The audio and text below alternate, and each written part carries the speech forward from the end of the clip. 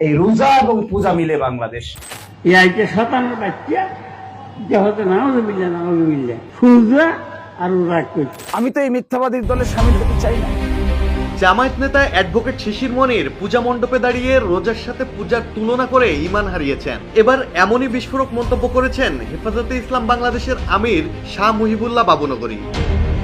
চট্টগ্রামের হাটহাজারীতে শানে রেসালাত সম্মেলনে তিনি কড়া হুঁশিয়ারি দিয়ে বলেন, মওদুদি ফিতনা প্রতিহত না করলে দেশে ইসলাম থাকবে না। যারা রোজা আর পূজাকে এক করে তারা ঈমান থেকে বের হয়ে গেছে।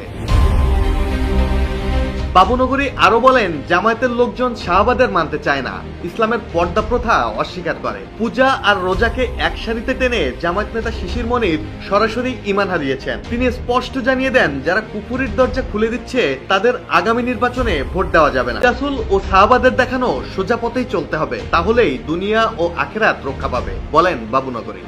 আওয়ামী লীগ উত্তর আওয়ামী লীগের দুর্ন মাদ্রাসার দুশ্মন জমায়েতে দিয়েছে মাদ্রাসার দুশ্মন